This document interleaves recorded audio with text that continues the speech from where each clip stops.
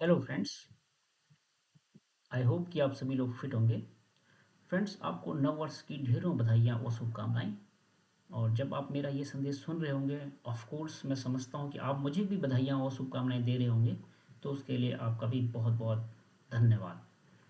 तो फ्रेंड्स, आज हम टॉपिक पढ़ेंगे राइट हैंड थंब रूल। ये टॉपिक है chapter magnetic field, magnetic effects of electric current, और क्लास है 10th। ये पार्ट 2 है। इससे पहले मैंने एक पार्ट 1 बनाया था जिसमें हमने ये आ, जानने की कोशिश की थी कि कैसे एक current carrying conductor magnetic field produce करता है और वो कंपास में के निडल में डिफ्लेक्ट लाता है। तो आज का टॉपिक हमारा है राइट हैंड थंब रूल और पार्ट 2। और इस राइट हैंड थंब रूल को हम कहते हैं Maxwell right hand thumb rule भी। तो इस पार्ट को मैंने 3 भागों में बांटा हुआ है। एक तो इसका कॉन्सेप्ट है राइट हैंड थंब रूल, और दूसरा इसका एप्लीकेशंस है दूसरे स्लाइड में। और एप्लीकेशंस मतलब इसके कॉन्सेप्ट को अगर हम समझ जाएं तो हमने इसको कैसे यूज करना है वो हम सीखेंगे, ताकि हमारी जिज्ञासा थोड़ा बढ़े। सिर्फ कॉन्सेप्ट जानने से हमारा इंटरेस्ट कई बार नहीं बढ़ता है। अगर हम उस कॉन्सेप्ट को डेली लाइफ में वो कैसे यूज होता है अगर ये जानें तो हमारी जिज्ञासा और बढ़ जाती है। तो इसलिए मैंने इसके एप्लीकेशन को भी रखा हुआ है कि हम इसका यूज कहाँ करते हैं। तीसरा पार्ट है मेरा some important question we must know their answers after studying this topic. अगर एक बार ये टॉपिक हमने स्टडी कर लिया तो उसके बाद हमें इन क्वेश्चनों का आंसर आना चाहिए। और जब हम इन क्वेश्चनों का आंसर दे दे पाएंगे तो हम थोड़ा सा अपने में कॉन्फिडेंस भी देखेंगे।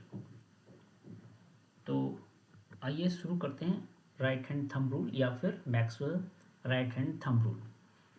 इसमें हो सकता है कई स्टूडेंट्स को ये भी थोड़ा कन्फ्यूजन हो कि इससे पहले तो हमने amperes right hand grip rule भी पढ़ा था, फ्लेमिंग राइट हैंड रूल भी पढ़ा था, तो वो क्या है।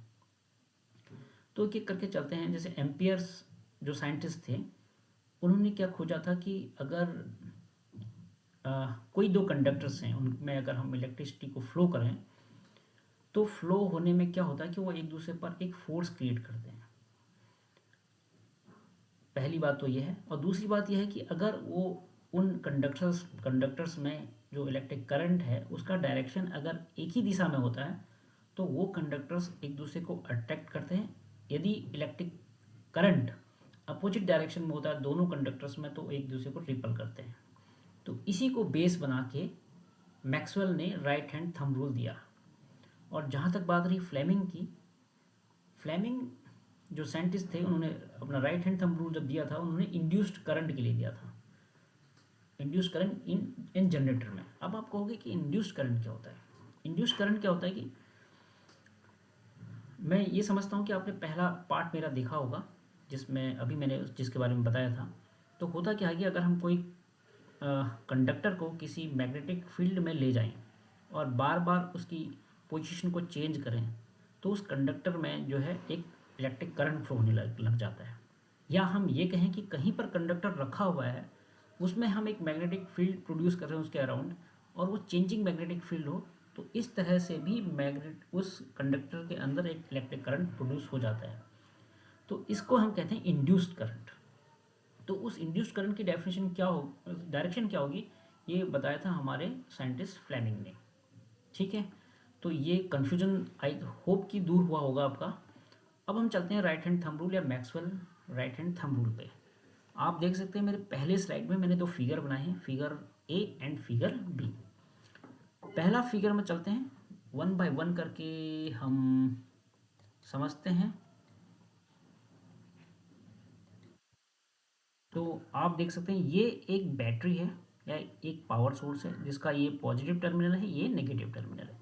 यहाँ पर एक की है कि मतलब आप उस पूरे सर्किट को ओपन और क्लोज कर सकते हैं, यानी कि जब क्लोज करोगे तो सर्किट में इलेक्ट्रिसिटी फ्लो होगी, अगर ओपन करोगे तो ये इलेक्ट्रिसिटी ऑफ हो जाएगी। तो यानी कि एक बंद परिपथ तभी बनेगा या एक क्लोज सर्किट तभी बनेगा जब की को हम क्लोज रखेंगे, की को हम दबा के रखेंगे और कनेक्टेड रखेंगे पूरे वायर्स की कनेक्टिविटी को।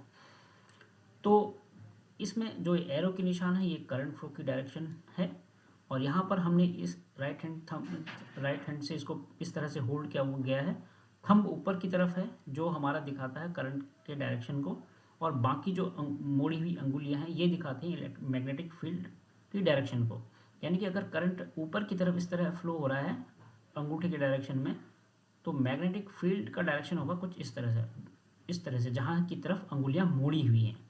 अगर हम डायरेक्शन बनाएं, ये ईस्ट है ये वेस्ट है, तो यहाँ पर हम देख सकते हैं कि जो मैग्नेटिक फील्ड की डायरेक्शन है वो वेस्ट से लेके ईस्ट की तरफ है, राइट। और एज ए कन्वेंशन हमारा जो इलेक्ट्रिक करंट होता है वो पॉजिटिव से लेके नेगेटिव की तरफ फ्लो होता है।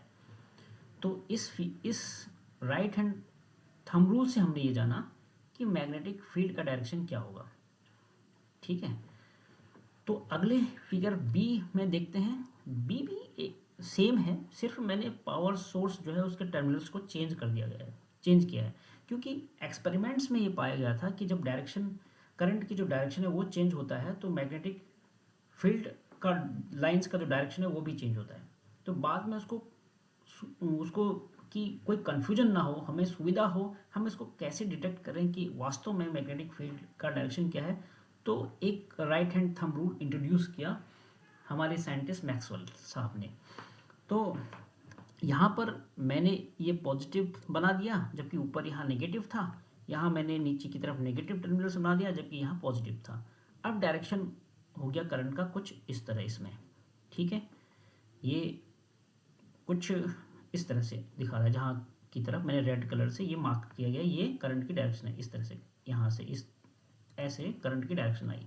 तो करंट की डायरेक्शन अगेन ये थंब की दिशा में है जहाँ की तरफ थंब है, और बाकी अंगुलियाँ अंदर की तरफ ऐसे मोड़ी गई हैं। तो जो जहाँ की तरफ अंगुलियाँ मोड़ी गई हैं उसी तरफ होता है हमारा मैग्नेटिक फील्ड की डायरेक्शन।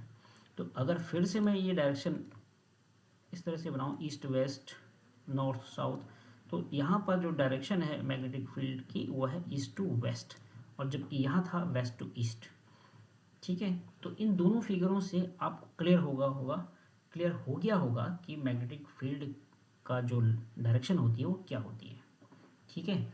तो अब हम चलते हैं। अब एक बात है कि ये तो हो गया कॉन्सेप्ट, अब इसको जानना क्यों है।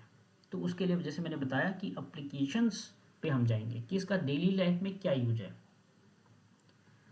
तो डेली लाइफ में क्या यूज है, जैसे कि आपने देखा होगा अपने घरों में फैंस, या फिर मिक्सचर्स देखे होंगे, या फिर आपने वॉशिंग मशीन्स देखे होंगे, और आपने देखे होंगे कूलर्स। इन सभी में लगने वाला जो मोटर्स है, इलेक्ट्रिक मोटर, उसका डायरेक्शन क्या होगा ये डिपेंड करता है मैग्नेटिक फील्ड की डायरेक्शन और उससे रिलेटेड जो करंट फ्लो होती है। तो किस दिशा में उस मोटर को घूमना है ये हमारे ऊपर निर्भर करेगा, यानी कि हम किस तरफ इलेक्ट्रिक करंट को फ्लो करते हैं और किस तरफ मैग्नेटिक फील्ड फिर घूमेगा, तो ये हमारे ऊपर डिपेंड करता है। यानी कि हम डिजायर्ड वे में मोटर्स को घुमा सकते हैं। एक तो ये एप्लीकेशंस है। अगर कोई और डिवाइस है उसमें कुछ रिवर्स डायरेक्शन में चाहिए तो हम रिवर्स डायरेक्शन में भी घुमा सकते हैं। इसी क्रम में आपने देखा होगा इलेक्ट्रोमैग्नेटिक की बात करें, अगर हम इलेक्ट्रोमैग्नेटिक की बात करें प्योरली जहाँ पर इलेक्ट्रोमैग्नेटिक कॉन्सेप्ट वर्क करता है, एक तो ये इलेक्ट्रिक बेल, आपने घरों में इलेक्ट्रिक बेल भी देखा होगा, और आपने देखा होगा रिलेज देखे होंगे, और आपने देखे होंगे मैग्नेटिक लॉक्स। इनमें भी इसी कॉन्सेप्ट का यूज होता है। और बात करें तो हम बात कर सकते हैं लाउड स्पीकर्स या सिंपली स्पीकर्स। लाउड स्पीकर देखो, आपने अगर बचपन में कभी रेडियो से स्पीकर को खोला है, तो हमने इसमें देखा कि उसमें एक मैग्नेट भी होता है। अब वो मैग्नेट का क्या यूज़ होता है वो हमें बाद में पता चला। लाउड स्पीकर्स के अंदर क्या होता है कि डायफ्राम होता है, और डायफ्राम करता है वाइब्रेट। अब वो वाइब्रेशन की डायरेक्शन जिस तरफ होगी उस तरफ आवाज़ आएगी। फिर तो वो वाइब्रेशन किस बेस पे होता है, मैग्नेटिक फील्ड डिसाइड करता है उस वाइब्रेशन को। मैग्नेटिक फील्ड का डायरेक्शन होता है। अब मैग्नेटिक फील्ड डायरेक्शन किस पर डिपेंड करता है, करंट पर। करंट की डायरेक्शन क्या है, तो ये हमारे ऊपर फिर से निर्भर करता है कि हम इलेक्ट्रिसिटी की डायरेक्शन क्या दें और वाइब्रेशन कौन से डायरेक्शन में हो। ठीक है, तो ये इस कॉन्सेप्ट का यूज़ होता है लाउड स्पीकर्स में, या फिर लाउड स्पीकर्स में होता है, हेडफोन्स में भी यूज होता है,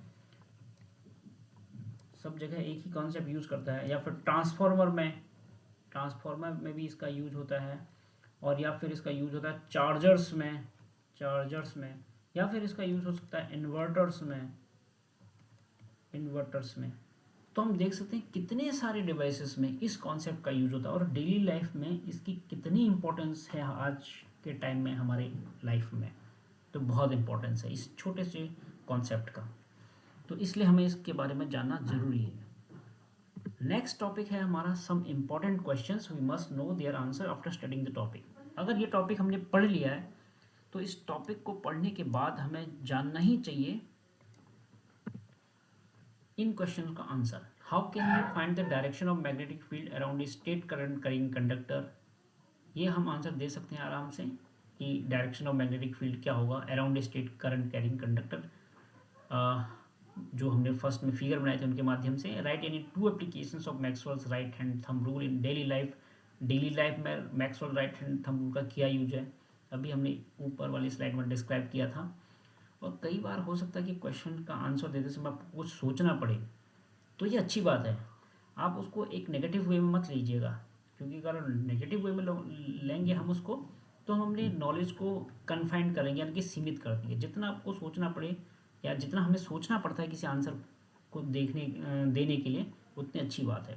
तो इसलिए क्वेश्चन को मैंने कोशिश की कि इस तरह से फ्रेम करें कि आपको कुछ सोचना भी पड़े साथ में। तो how does the right hand thumb rule help in identifying the poles of a solenoid. अब आप कहोगे सोलिनॉइड क्या चीज़ है यार, ये इसका आंसर कैसे दे दें हम, अभी तो हमने कुछ टॉपिक में पढ़ा नहीं है। तो सोलिनॉइड आप ठीक इसके बाद पढ़ेंगे, इसके बाद में सोलिनॉइड टॉपिक को लेके भी आऊँगा, लेकिन मैं फिलहाल ये बता दूँ क्योंकि मैंने ये क्वेश्चन क्यों लिखा हुआ है, इसके पीछे का रीज़न ये है कि सॉलिनॉइड में कोई ऐसा प्योरली क्वेश्चन हो सकता है आपसे ना पूछा जाए, लेकिन जब पूछा जाए तो आपको याद आ जाए इस टॉपिक की कि डायरेक्शन मैग्नेटिक फील्ड का क्या होता है, तो वहाँ आप इसको दे पाएँ और रिलेट कर पाएँ सॉलिनॉइड में ये वाला कॉन्सेप्ट कैसे यूज होता है। Number 4, why is the knowledge of magnetic field direction important in an electric motor. तो knowledge of magnetic field direction important क्यों है इलेक्ट्रिक मोटर में, ये भी एप्लीकेशंस के माध्यम से आप दे सकते हैं answer. Explain how magnetic field direction affect the deflection of galvanometer. तो ये भी आंसर आप दे सकते हैं, लेकिन आप पूछोगे गैल्वेनोमीटर क्या चीज़ होता है। तो गैल्वेनोमीटर के बारे में बता दूं कि एक इंस्ट्रूमेंट है, एक मेजरिंग डिवाइस है करंट नापने का। सिर्फ करंट नापने का नहीं, हम उसको कहते हैं सेंसिटिव है ये करंट नापने के लिए। सेंसिटिव का मतलब ये हुआ कि बहुत छोटे से छोटा अगर करंट भी किसी कंडक्टर में फ्लो हो रहा है तो उसको गैल्वेनोमीटर डिटेक्ट कर लेगा कि हाँ इस कंडक्टर में इलेक्ट्रिसिटी फ्लो हो रही है। अब गैल्वेनोमीटर के अंदर ऐसा क्या होता है, उसके अंदर मैग्नेट्स होता है, और वो मैग्नेट एक निडल से एसोसिएट रहता है इस तरह से। ठीक है, ये मीटर हो गया। और जैसे ही आप किसी करंट कैरिंग कंडक्टर पे या और किसी ऑब्जेक्ट पे ले जाएंगे तो ये इसमें डिफ्लेक्शन आ जाएगा। तो इसकी एक तो इसमें डिफ्लेक्शन आएगा, और डिफ्लेक्शन कौन से डायरेक्शन में आएगा, और उस डायरेक्शन से आप पता लगा सकते हैं कि करंट किस दिशा में फ्लो कर रहा होगा। तो इस तरह से गैल्वेनोमीटर वर्क करता है। तो आई होप कि आपको ये टॉपिक इन्फॉर्मेटिव लगा होगा, और मैं कोशिश करूँगा एक इसी तरह के टॉपिक पे आगे डिस्कस करेंगे, यानी कि आगे आने वाले वीडियो में डिस्कस करें। तो अगर आपके कोई कन्फ्यूजन है, कुछ और क्वेश्चन है, आप मुझे कमेंट बॉक्स में लिख सकते हैं। फिर से मैं कोशिश करूँगा एक और वीडियो के माध्यम से उन कन्फ्यूजन को दूर करें। और thank you for watching this video clip.